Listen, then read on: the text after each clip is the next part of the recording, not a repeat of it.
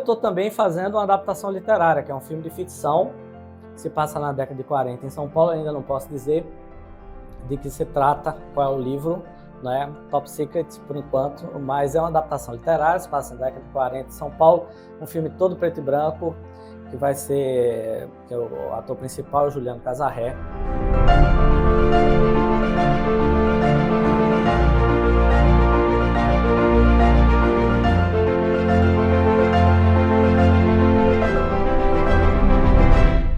Bom, primeiro eu queria contar uma historinha, que a última vez que eu encontrei com o Matheus Araújo, que foi o primeiro palestrante, né, o escritor, é um acontecimento um pouco trágico, né? Porque foi a famosa Batalha da UFPE.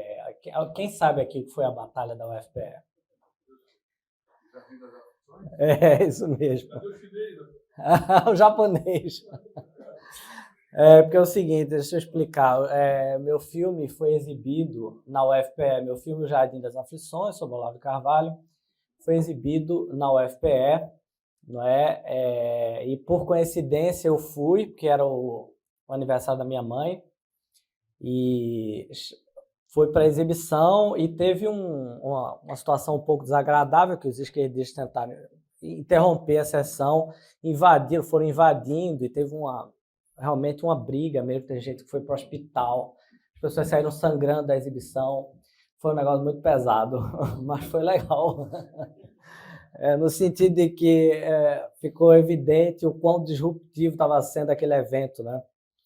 E foi um dos dias mais loucos da minha vida, se eu for contar em detalhes. Bom, então Matheus estava lá, Matheus foi um dos organizadores do evento. Bom, eu quero falar aqui para vocês sobre cinema e literatura, mais especificamente sobre adaptação literária mesmo, sobre como os filmes que são baseados em obra literária, né? Você vê, O Jardim das Aflições já foi, de certa forma, uma adaptação literária que é baseada no livro homônimo de Olavo de Carvalho. Só que o filme, ele parte dos temas do livro, ele não se detém aos temas do livro, né? Mas a relação com o livro é mais uma relação formal, ou seja, o livro, Bruno Tolentino, que é um poeta, ele dizia que o Jardim das Aflições ele tem a forma de espiral, tem uma forma espiral.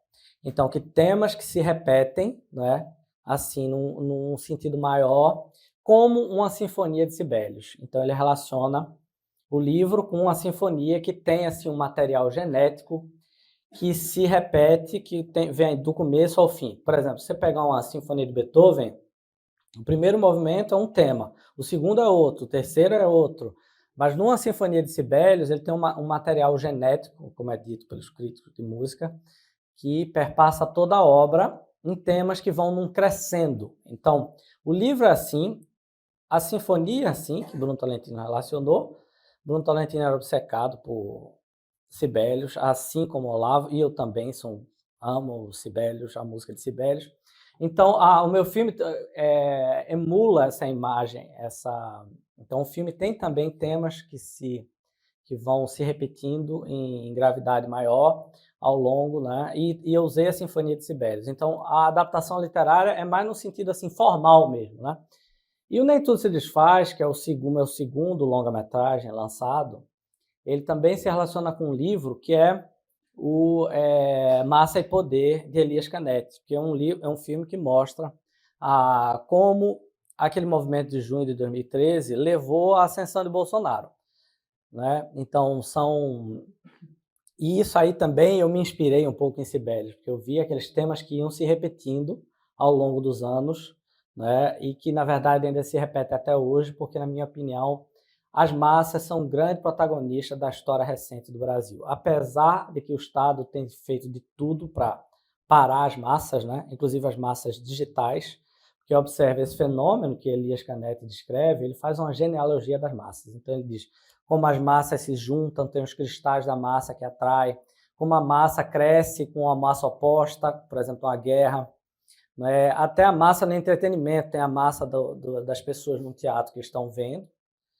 e tem aquelas que estão atuando ali no palco, né? Então ele faz uma genealogia das massas. E o filme é basicamente mais ou menos baseado toda essa teoria, e tem frases do livro ao longo de todo o filme, né?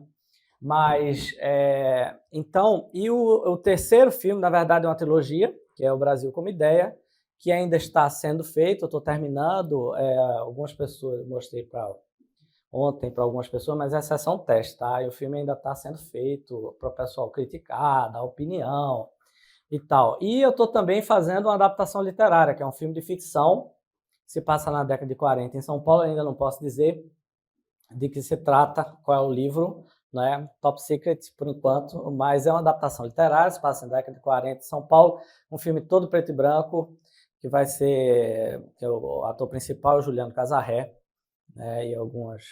Por bem, então eu acho que a adaptação literária é uma coisa muito importante para o cinema, principalmente hoje em dia, porque o que eu noto é o seguinte, essa ideia de autor pegou tanto no cinema que as pessoas começaram a exagerar um pouco isso. Então, observe, o cinema de Hollywood da década de 40, de 30, as pessoas não tinham uma concepção de que o diretor era o autor daquilo, né? Claro que existia no cinema europeu, existia no cinema americano já autores que já estavam se afirmando como autores, mas isso não era tão claro e tão estudado, né? Então, o diretor era uma peça naquela engrenagem. Então, era difícil um roteirista que fosse o mesmo diretor. Então, era tudo muito especializado, né? Na Hollywood clássica, era assim, eles pegavam um especialista, era tudo muito especializado. Tinha um sujeito que era muito bom em diálogo, então ele fazia os diálogos do filme. Então, era o roteiro assim, compartilhado.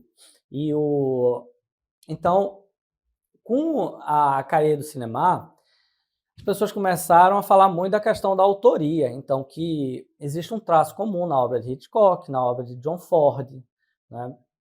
Então, mesmo quando não era mesmo quando o roteiro não era daquela pessoa, daquele cineasta, mas ele dava a sua marca, né? Isso foi pegando tanto a ponto que hoje os filmes se tornaram uma espécie de publicidade do diretor. Então virou uma propaganda dele próprio. Então, se você vê Poor Things, esses filmes, essas coisas horríveis que estão sendo feitas hoje em dia, entendeu? É assim, é uma pura autoafirmação do diretor. É uma coisa insuportável. Então, nesse contexto, a adaptação literária está um pouco em queda, né? E, inclusive, no cinema brasileiro. No cinema brasileiro isso ainda é muito mais grave, porque as pessoas não estão mais fazendo adaptações literárias. Eles acham gênios, eles acham que está tudo dentro da cabeça deles, vai fazer uma grande obra. Eu digo, olha, você acha que você tem imaginação maior do que um grande escritor? Melhor do que a de um grande escritor? Evidentemente tem exceções, tem cineastas que têm uma capacidade imaginativa que é excelente. Por exemplo, Pulp Fiction, de Tarantino, né? Isso não é uma adaptação literária, mas é um filme de gênero.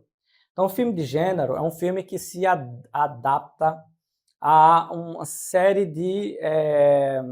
não digo lugares comuns, mas uma série de elementos bastante comuns, né? Um filme de terror, ele tem seus elementos, um filme de suspense, um filme western. Então, você trabalhando o gênero, você já tem aqueles elementos para partir, né?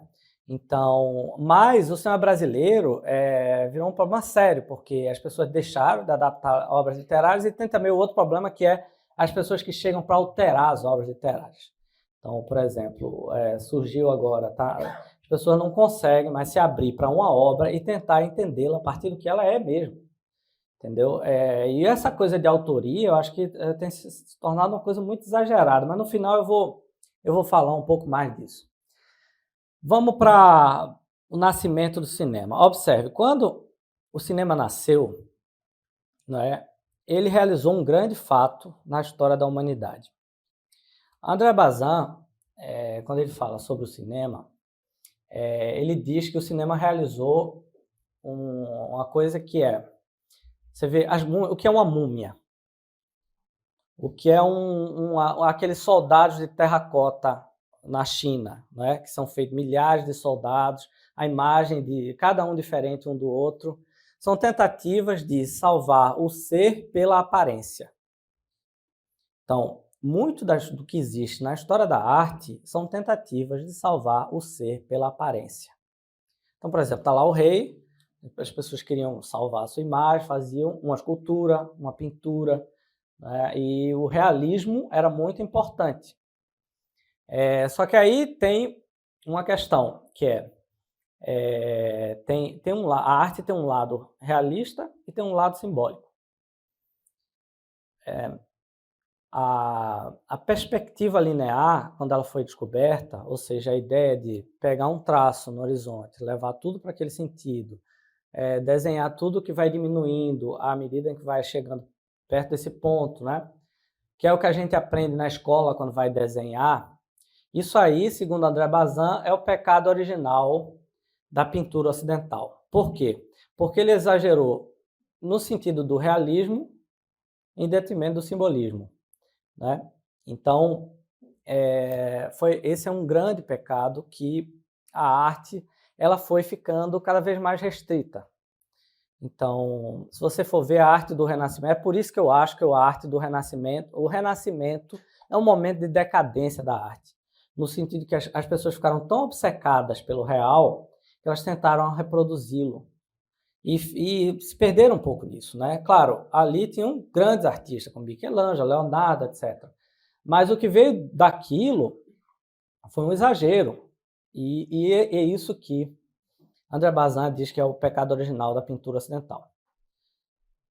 Então, é uma concepção matemática da realidade, né? Então, o cinema, o que é que ele vai fazer? Ele vai fazer uma visão, uma compreensão que é mecânica da realidade, que é muito mais próxima do real. Então, vai liberar a arte dessa necessidade do realismo. Então, é aí que vem um grande momento, que é o século XX, que tem o abstracionismo, que tem o cubismo, e tem grandes momentos que, na minha opinião, um momento de grande espiritualização da arte, que dialoga, inclusive, com o medievo. Então, se você vê a arte do século XX, ele tem um diálogo profundo com a arte medieval. E o próprio ícone, ele tem um elemento de abstração muito forte. Você vê um ícone religioso, que para mim é um tipo de arte mais elevada que foi feito. Ele é uma forma que incorpora abstração, que incorpora uma visão assim, mais espiritualista da arte, e não uma visão matemática, que é essa visão do Renascimento. Então, o cinema foi esse grande fato que pela primeira vez, nasceu uma forma mecânica de representação da realidade, que vai liberar as artes plásticas e vai poder representar, vai poder ter pela primeira vez vai ser possível representar a passagem do tempo. Então, o cinema, ele tem em comum com a música, ele tem como material o tempo. Só que a música é o som ao longo do tempo, né? E o cinema é a imagem que ao longo ou seja, no tempo. É uma forma de, como dizia Tarkovsky, esculpir o tempo. Então, eu acho que o cinema tem muito em comum com a música. Por exemplo, Robert Bresson dizia, um grande cineasta francês, se os tempos de um filme estão errados, o filme está errado. O tempo é a coisa mais importante. Então, você vê, existe um elemento da autoria de um filme, é muito a questão do tempo do autor. Por exemplo, Tarkovsky, ele tem seus próprios tempos. A gente sente os tempos. Qualquer filme dele, eu acho que é até o que faz a gente reconhecer um cineasta, são os tempos daquele cineasta. Kubrick também tem seus tempos. Vocês me digam se os meus filmes têm meus tempos. Estou tentando. E o que acontece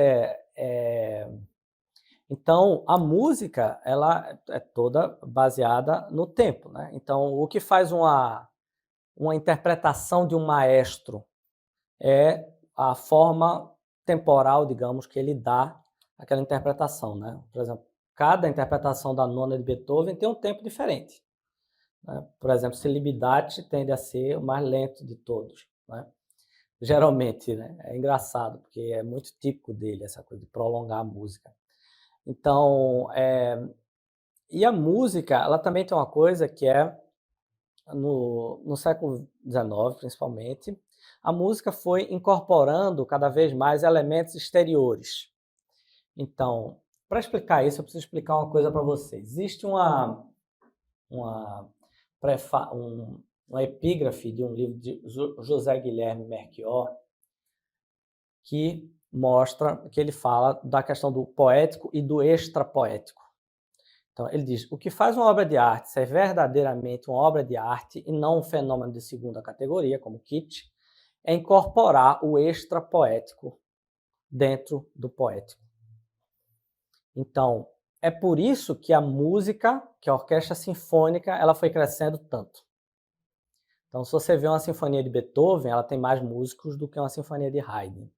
Uma sinfonia de Mahler tem muito mais músicos, aí Mahler exagerou um pouco, do que uma sinfonia de Beethoven.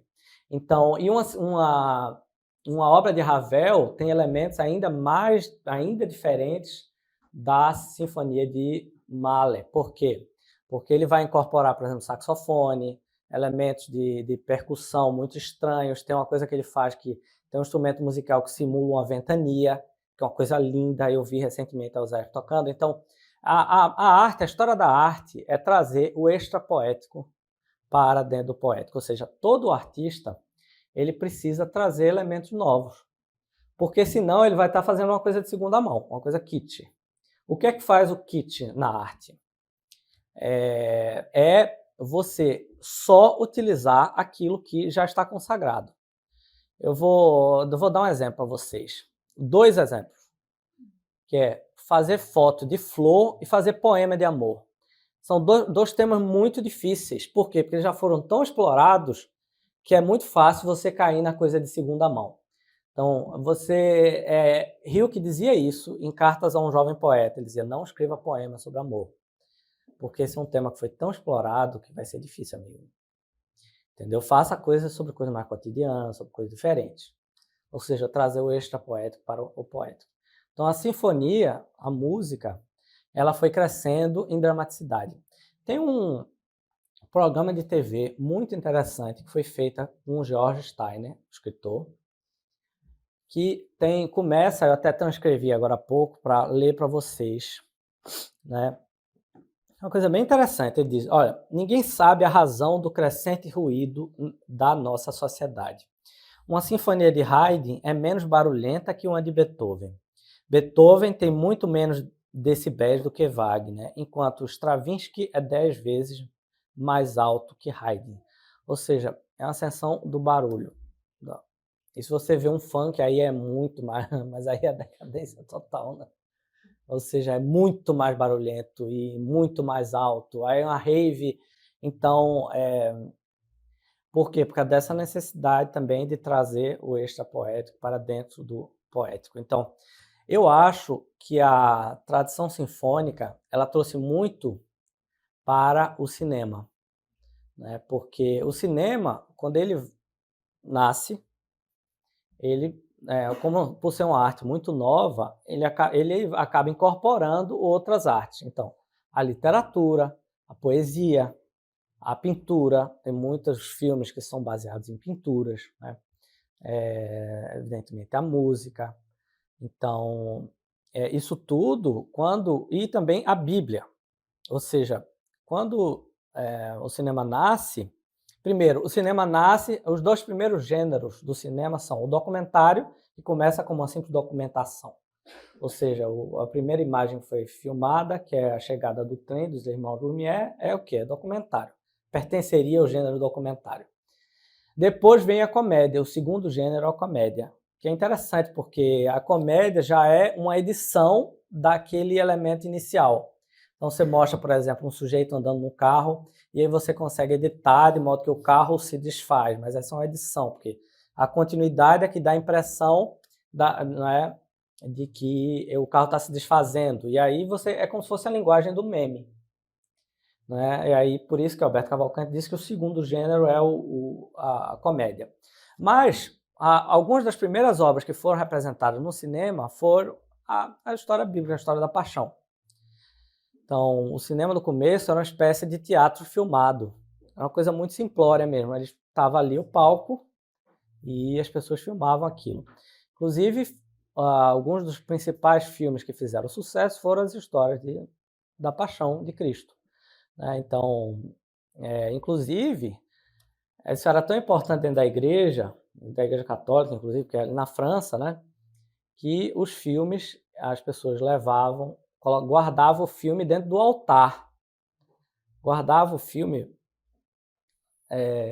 dentro do altar, porque é uma coisa sagrada, uma história sagrada.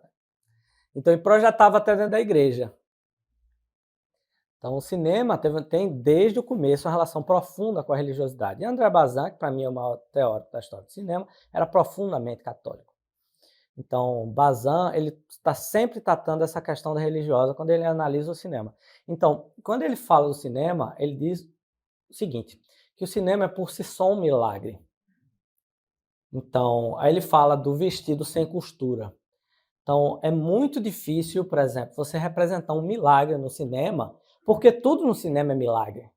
Primeiro, a própria representação ali é um pouco milagrosa, né? Porque eles conseguiram salvar o ser pela aparência muito mais do que todas as tentativas anteriores. No sentido de que você pode ver uma pessoa se mexendo, uma pessoa agindo, né? Então você pode se lembrar do seu avô, seu pai. Eu tenho um casamento do meu avô com a minha avó em 1959. Então, estão ali se mexendo, agindo. Então, é uma coisa realmente impressionante. E se tratando de película, tem uma coisa que é realmente milagrosa, que é o seguinte. Se você pegar um filme que filmou Charlie Chaplin, ou o filme do casamento da minha avó, por exemplo, ali tem uma impressão química do próprio objeto que foi fotografado. Porque no caso não teve intermediação digital. Então ele estava com a câmera rolando, a luz do objeto sensibilizou o filme diretamente na câmera, passou pela lente, entrou no filme, sensibilizou o filme foi revelado e pôde ser projetado. Então é a impressão química da realidade. É uma coisa realmente, ou seja, está no âmbito molecular, entendeu? Então é uma coisa realmente inédita, milagrosa.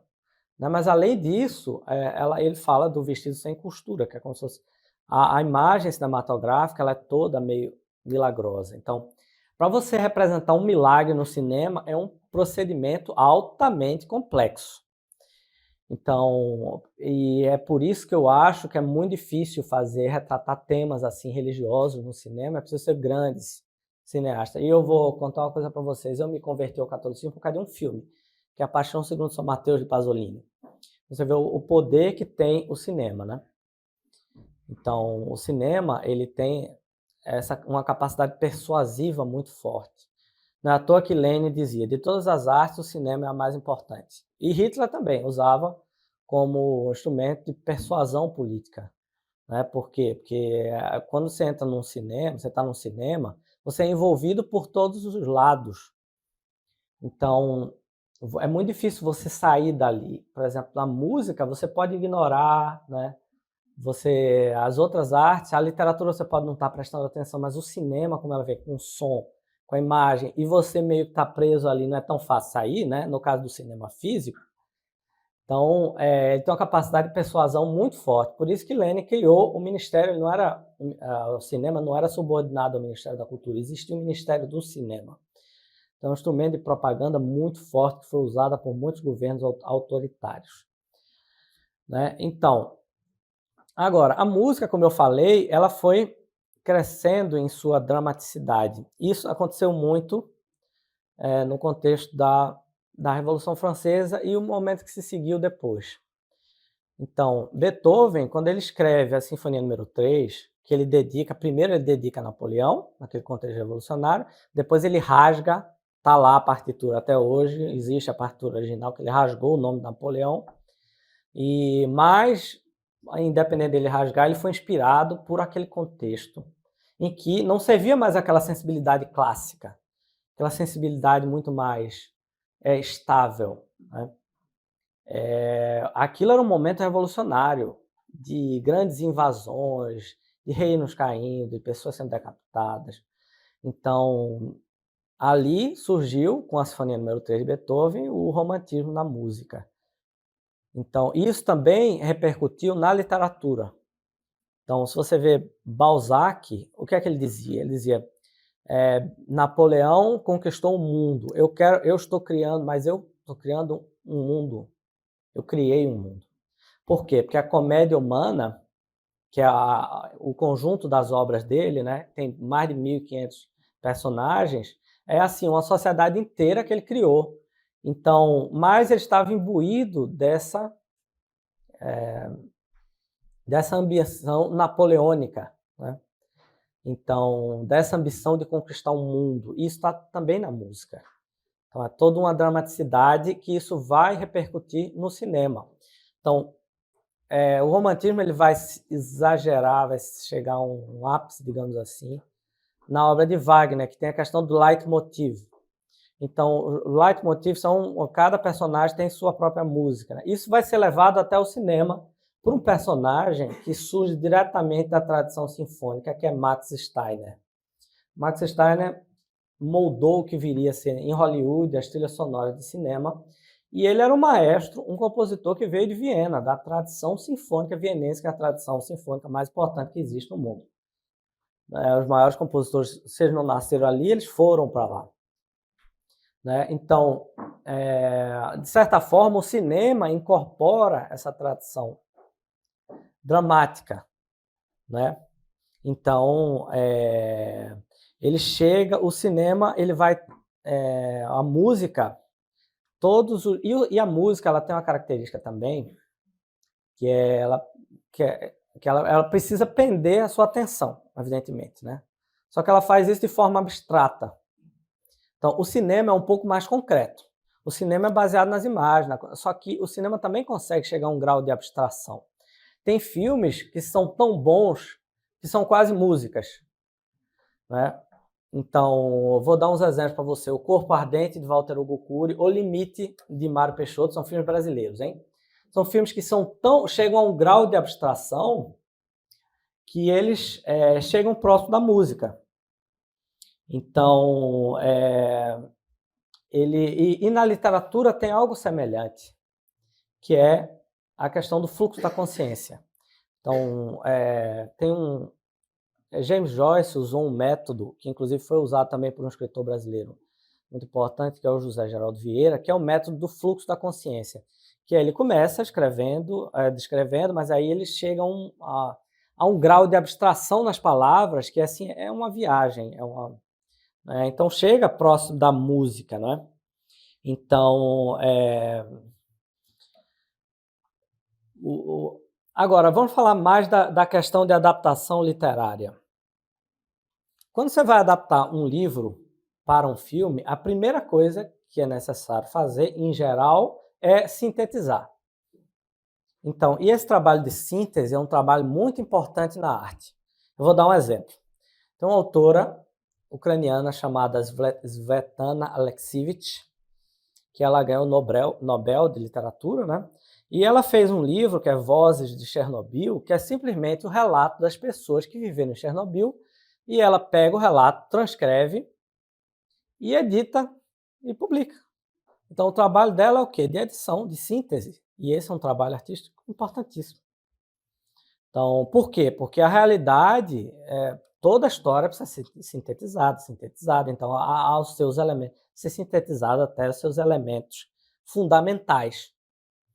Né? Então, um livro, quando você vai adaptar um livro, a primeira coisa que você tem que fazer é cortar, jogar fora, que é uma grande dificuldade do cinema, né?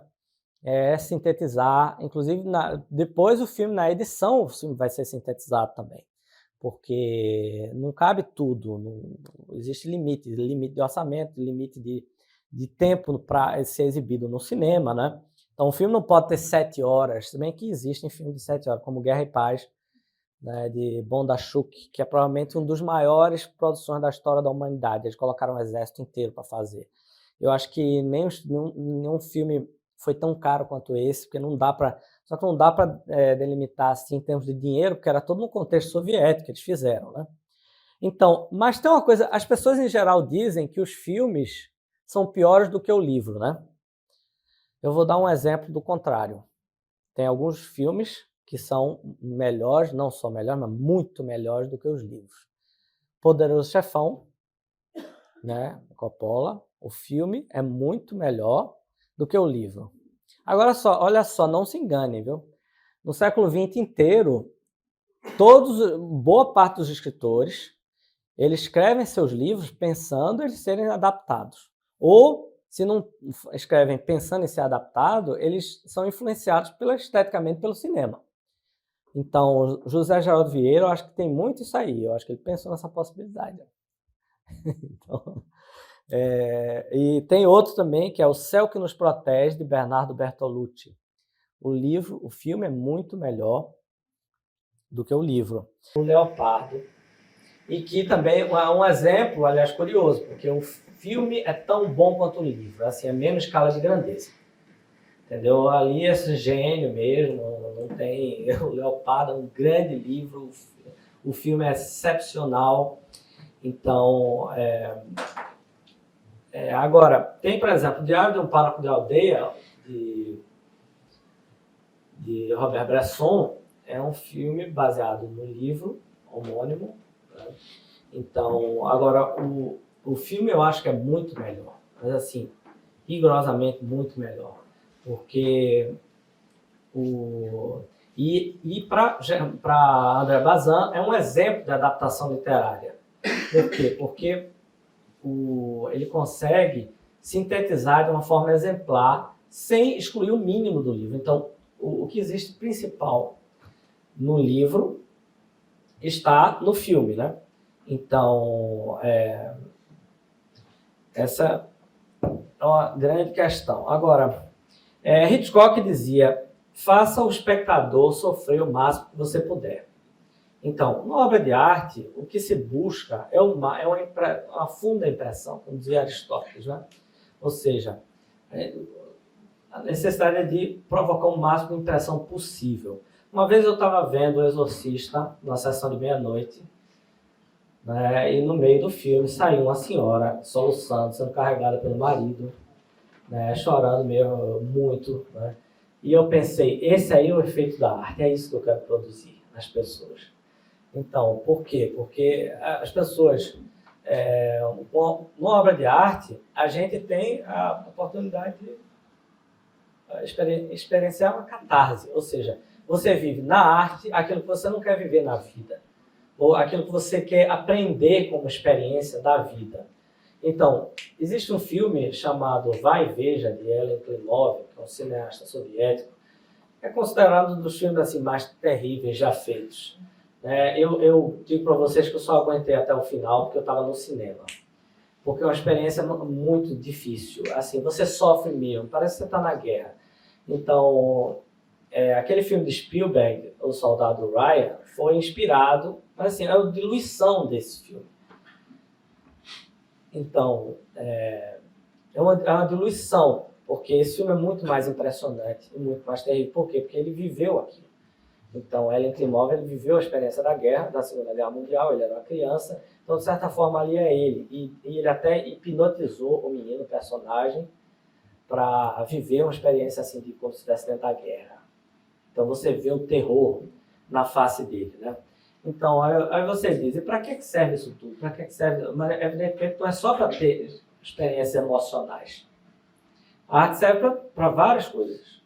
Para ter uma experiência, sim, de emoção, de chorar, de sorrir, né, de viver aquilo que o personagem está vivendo, né, ou uma experiência intelectual, uma experiência de compreensão, ou até mesmo uma experiência espiritual, então uma experiência religiosa. Então, e é esse aspecto que eu pessoalmente me interesso mais. Então, tem um filósofo russo chamado Pavel Florensky, que ele diz o seguinte, ele cita a Gênesis, né, que diz: Deus criou o céu e a terra. Só que esses dois mundos, eles se conectam. Então, aí você diz, como se conectam? Aí ele diz, de várias formas. Evidentemente que quando nosso Senhor Jesus Cristo desceu à terra, nasceu na terra, né, Deus encarnado, é uma conexão entre o céu e a terra. Mas não só. Deus age constantemente na terra. Então, através dos profetas, através dos sonhos. Então, Florensky fala muito da questão dos sonhos. O sonho, ele é, para ele, um intermediário entre o céu e a terra. Mas ele distingue dois tipos de sonho. Tem sonho que são sonhos que são apenas reflexo de memória do dia. Por exemplo, se alguém sonhar que está numa palestra hoje, é só um reflexo da memória, né? Então, se você tem uma experiência pesada, você sonha com aquilo. É só um reflexo da memória, não é mas tem sonho mais profundo, que é aquele sonho que existe no sono profundo, aquele é uma forma de conexão entre o céu e a terra.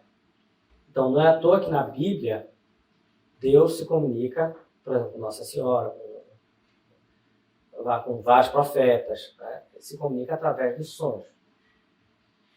Então, o sonho, o que é o sonho? É uma experiência, primeiro, é uma experiência de inserção na realidade, né?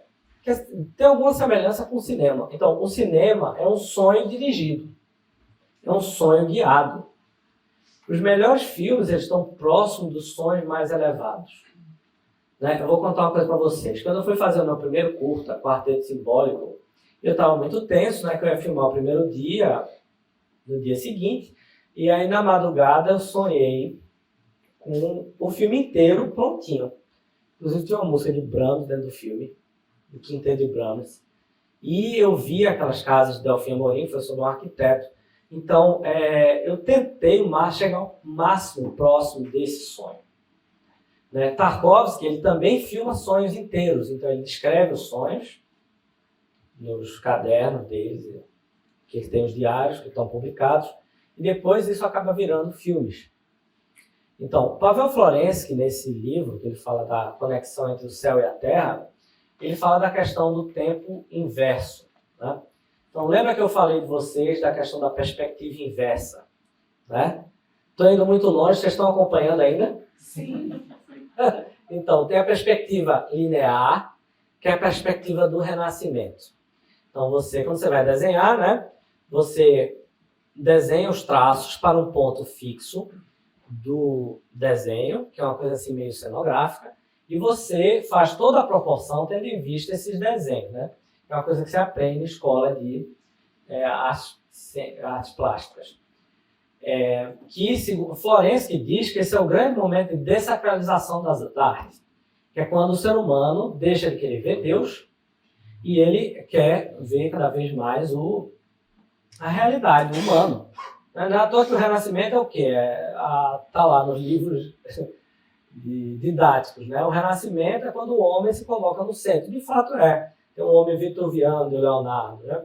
Então, se você vê, Olavo de Carvalho, no livro Jardim das Aflições, ele compara uma catedral gótica com uma basílica, uma catedral renascentista. Se você vê uma catedral renascentista como a de Florença, o Dom de Florença, do Brunelleschi, o que é aquilo? É uma grande cúpula que encerra uma realidade dentro de si. Então, tem ali todo um desenho que tem por objetivo criar uma outra realidade. Aí você vai numa catedral gótica, tanto a torre como a flecha, ou seja, que é no ponto nevrálgico da catedral, ela aponta para o céu. Para vocês lembrarem, a flecha é o que caiu, o que pegou fogo da Catedral de Notre Dame, né? De Paris. Então, ali, uma flecha, ela aponta para o céu, ela aponta para outra realidade. Enquanto no Renascimento, é a tentativa de criar uma realidade em si. Então, a obsessão para a realidade que vai produzir uma dessacralização da arte. As pessoas começam a se obcecar pela realidade, querer analisar a realidade, só que a realidade é fugidia. Mas, além da realidade, isso tudo é criação de Deus, isso é tudo a emanação do que vem de Deus. Então, Deus atua no mundo a todo momento. Tudo é milagre. Então, o cinema, segundo André Bazin, já mostra esse elemento da realidade que tudo é milagre. Então, a própria existência da realidade do homem, da história, de tudo, já por si só um milagre. Então, quando a gente vê, Olavo falava uma coisa interessante em relação ao milagre, né? Que o milagre não é um acontecimento, só um acontecimento sobrenatural. É um acontecimento sobrenatural que se mostra. Né? Então, é um acontecimento que mostra a existência de Deus e a atuação de Deus no mundo. Então, os acontecimentos sobrenaturais, eles acontecem a todo momento, mas tem alguns que se mostram, né? Então, a atuação aqui ao redor de onde nós estamos, existem os anjos, existem os demônios, e eles influenciam na nossa vida. Então, e eles estão aos milhares, só que a gente não consegue vê-los. Quem tem alguma capacidade extrasensorial consegue, como o Padre Pio. O Padre Pio viu o demônio batia nele. Entendeu? Então, era uma coisa... Os anjos, os demônios, eles estão aqui, só que a gente não consegue ver. E eles atuam na nossa vida. Os nossos anjos da guarda atuam na nossa vida, na nossa história, na nossa... assim, cotidianamente. Então, Deus atua na vida, atua no mundo, cotidianamente. Só que o cinema é uma forma que dá para ver um pouco melhor, como uma espécie de sonho, como uma espécie de realidade transcendente. Evidentemente que eu estou falando dos grandes filmes, né? Então, bom, é isso, gente. Eu me desviei totalmente do assunto. Se tiver alguma pergunta.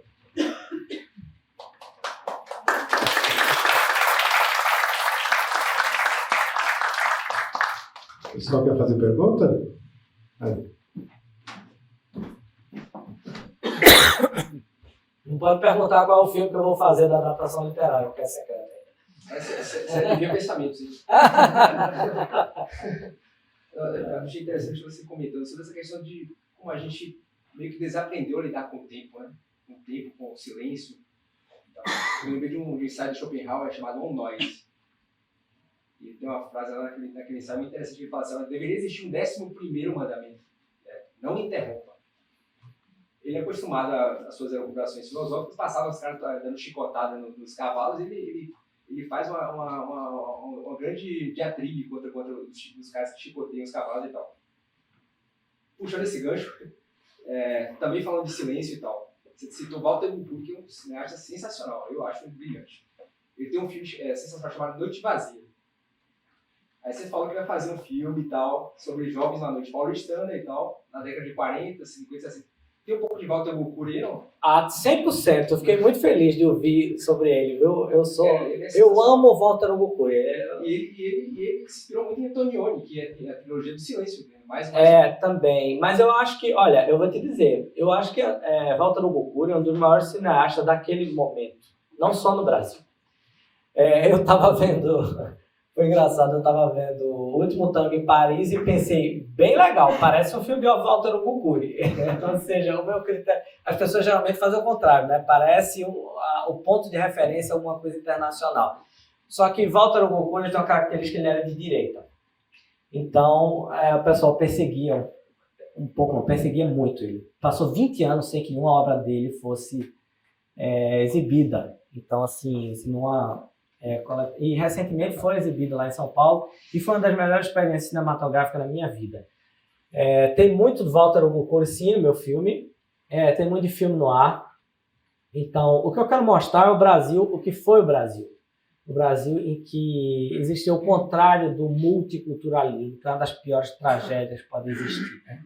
É o uniculturalismo, é a cultura, assim, plena. Cultura brasileira, assim, todo mundo andava de paletó, todo mundo era assim, todo mundo ia na missa, e todo mundo ia, as mulheres de véu, era uma coisa assim linda. E São Paulo é uma cidade belíssima, São Paulo parecia Budapeste. Então, inclusive, eu quero fazer essa relação, né, entre Budapeste e São Paulo. Porque São Paulo, o que tem de bonito na arquitetura de Budapeste é principalmente a arquitetura eclética, que é essa que foi mais perseguida pelos modernistas no Brasil. Né? Então, o Brasil já foi um lugar assim, belíssimo e poético. Sabe, se você vê Proust, a obra Em Busca de Ter Perdido Proust, é uma obra que tem tudo a ver com a sensibilidade brasileira. Aquele livro poderia ser no interior do Nordeste, uma cidade pequena, uma igreja, todo mundo se conhece, em que as pessoas vão na missa e tem aquela experiência mais simples de conviver um com o outro e de aprender um com o outro diretamente, assim, e aquela memorialística, né? A memorialística de Proust bate muito na sensibilidade brasileira. Assim, é uma coisa realmente impressionante.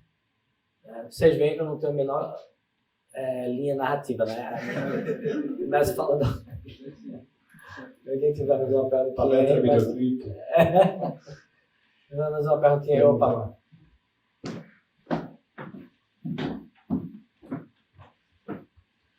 Boa noite, José. Voltando ao tema da palestra, né, que você ficou viajando, eu queria que tu falasse um pouquinho da adaptação do Moby Dick, de 1956, porque é um filme de apenas 2 horas, praticamente, num livro que tem 700 páginas por aí em português. Esse aí é com aquele ator... já eu lembro, mas esse filme é um exemplo curioso, porque é uma adaptação literária de um livro muito bom, o diretor é muito bom, o ator principal é muito bom, entretanto o filme é problemático. O filme não é bom. Gregory Peck, exatamente. Então, o filme tinha tudo para ser um grande filme, e entretanto não é um grande filme. Então, olha só, fazer uma obra de arte é uma coisa muito complexa, né? Às vezes tem tudo para dar certo e não dá, às vezes tem tudo para dar errado e nasce uma obra de arte.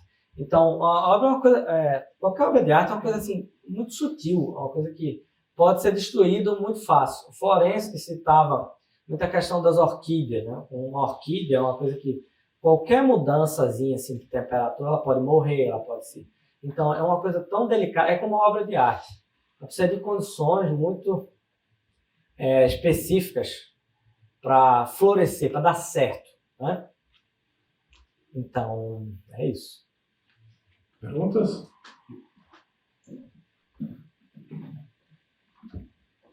Boa noite, Josias. Eu fiquei curioso com uma passagem que você foi uma frase que você soltou e aí eu fiquei mais curioso em você desenvolver. Você fala que antes da Renascença, pelo que eu entendi que você disse, antes da Renascença a arte era muito mais simbólica. A partir da Renascença ela ficou mais realista, perdeu o caráter muito simbólico e passou a excluir isso, ficar realista demais até. E aí que depois, você falou que depois, no século XX, voltou uma certa espiritualização. Ao meu ver, depois da Renascença, houve também, vamos dizer assim, uma certa compensação dessa obsessão realista, mas não tanto espiritualista ou simbólica, mas uma coisa mais subjetiva. Então, começou o impressionismo, o cubismo, mas aí você falou que isso foi uma retomada espiritual. Aí eu queria que você desenvolvesse essa parte. Assim. Eu vou dar um exemplo. Kandinsky. Você vê que Kandinsky é abstracionismo total, né? Então, Kandinsky ele dizia que aquilo não era abstrato propriamente, era um desenho concreto do mundo espiritual.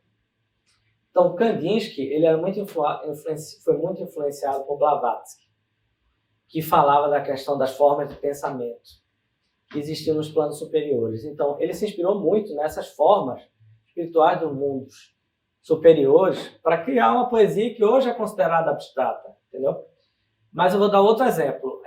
Pavel Florensky, ele foi um padre ortodoxo russo, foi uma grande influência para Tarkovsky, o maior especialista em arte do ícone, escreveu alguns dos principais livros sobre o ícone, inclusive A Perspectiva Inversa, que é um grande livro que eu recomendo a todos aqui que leiam, está traduzido no Brasil, A Perspectiva Inversa, de Pavel Florensky, e ele foi também um incentivador da arte vanguarda russa, naquele grande momento que precedeu quando o Lenin começou a matar todo mundo, foi uma geração inteira que teve que morrer, né? Inclusive o próprio Pavel Florensky foi morto no Gulag.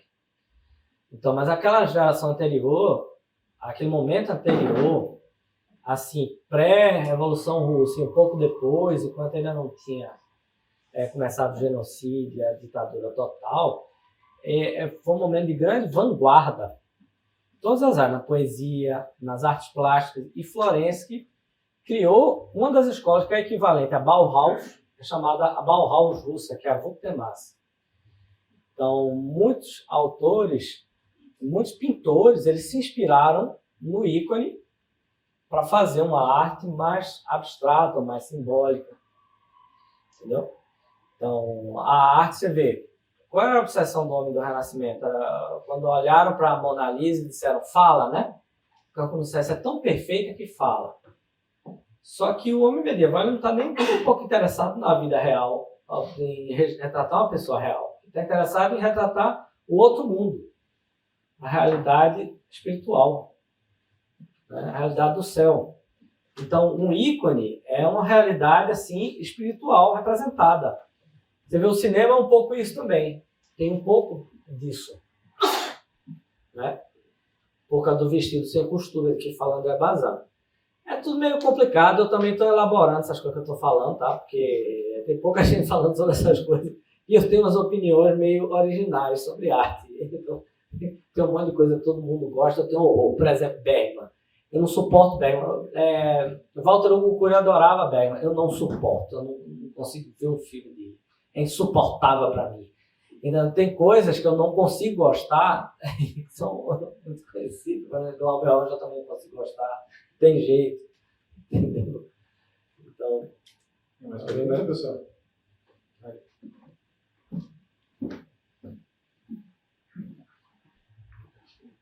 Boa noite. Boa noite. Sobre a questão do simbolismo, eu estava vendo uma aula recente do Olavo sobre os Seus Anéis. Os Seus Anéis é praticamente símbolo para tudo. Você acha que o filme conseguiu bem adaptar essa questão do simbolismo dos Seus Anéis? Olha, eu posso ser sincero mesmo? Pode ser sincero? Eu não consigo gostar desse negócio de jeito nenhum. Eu acho que isso é coisa para criança retardada. Entendeu? Sinceramente, eu acho o seguinte. Carl Gustav Jung ele dizia que existem dois tipos de imaginação. Imaginação criativa e imaginação fantasiosa. Então, quando a coisa caminha demais para a fantasia, fica coisa de retardado, entendeu? Fica uma coisa assim, perdida no meio. Eu digo, legal, você criou um universo, aí inventou isso aqui também, inventou isso aqui. Tipo, amigo, parou, olha, tem uma menina que eu era apaixonado, ela queria porque queria que eu visse com ela O Senhor dos Anéis, eu aguentei 5 minutos. Entendeu? Eu não consigo, tudo tem limite para a imaginação. Então, o problema do Vingadores, e essa coisa desse tipo, é que é completamente fora da realidade. Eu gosto da ficção que remete ao real, entende? Que aprofunda no real. E não a ficção que vagueia, que se perde na imaginação fantasiosa, que aí fica, sei lá, criança autista, assim, perdida no mundo, entendeu?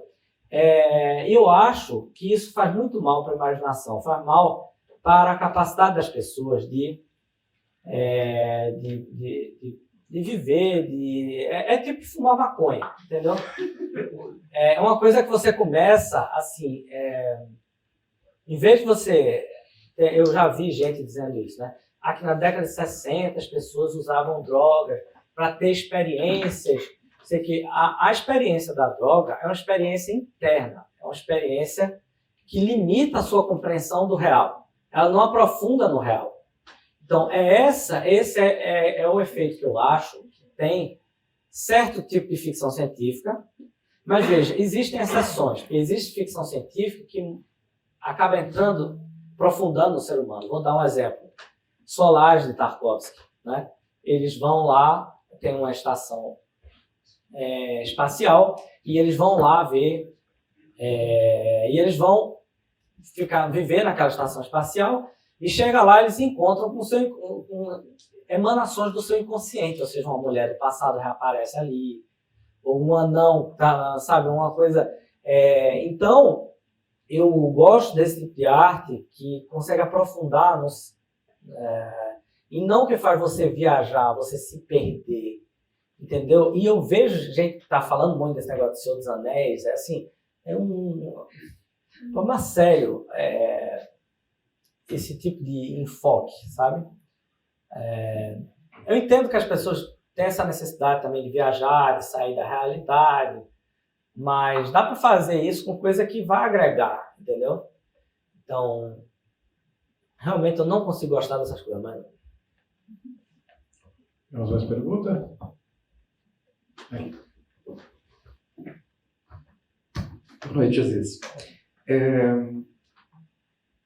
Os alunos do professor Olavo agora, que por favor me corrijam se eu falar alguma coisa errada, mas assim, eu já vi o professor falando que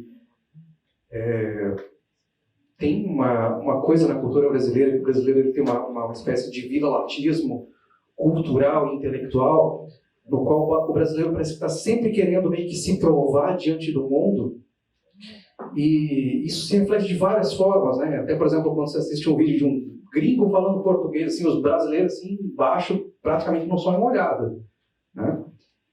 E a gente nota que, às vezes, no cinema nacional, a coisa hoje em dia ela se tornou uma coisa assim, muito de querer tratar o Brasil de uma certa forma, ou estar sempre dentro daquele lugar comum que até o Matheus, né, o primeiro palestrante, né? O Matheus estava falando que as coisas acabam indo sempre para esse lugar muito comum que ou não, tem um viés ideológico hoje muito grande que está impulsionado a gente para isso.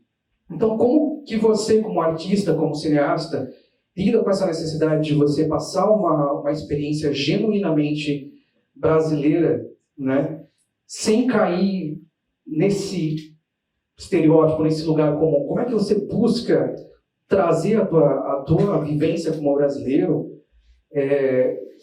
sem cair ali nesse Olha só, deixa eu te dizer, o Brasil é um grande lugar de cultura.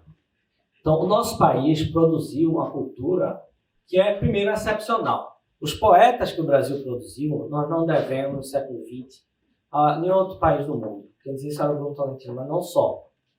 Então, a minha terra, mesmo, Pernambuco, tem tantos grandes poetas que eu vou descobrindo aos poucos. É inacreditável, não acaba. Entende? E no cinema, o cinema brasileiro também é muito especial. As pessoas ficam falando de cinema argentino. Talvez o cinema brasileiro recente, o cinema argentino tenha mais relevância, mas no contexto geral, o cinema brasileiro é extremamente relevante na história das cinematografias nacionais. Porque se você for ver, as pessoas comparam muito com o cinema americano. Só que o cinema americano não dá para comparar.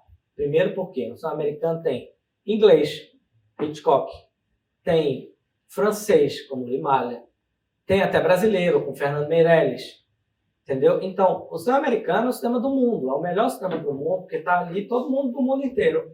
Inclusive os técnicos, os escritores, as coisas. Então, não dá para se comparar com o cinema americano, porque ninguém pode se comparar. Nem o cinema francês consegue se comparar com o cinema americano, que é o país que criou o cinema. Então, nesse contexto, o cinema brasileiro tem bastante relevância. Então, a gente tem um filme excelente como Limite, de Mário Peixoto, que é um filme experimental da década de 30. A gente tem filmes as chanchadas da década de 40.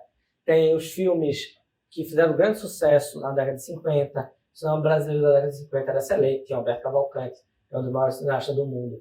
Aí tem década de 60, tem um cinema novo que é bastante relevante, eu não gosto muito, mas tem Walter Hugo Cury, né, que é um excelente cineasta, ponto, não é excelente cineasta brasileiro, um grande cineasta, fez 26 filmes, obras-primas da história do cinema.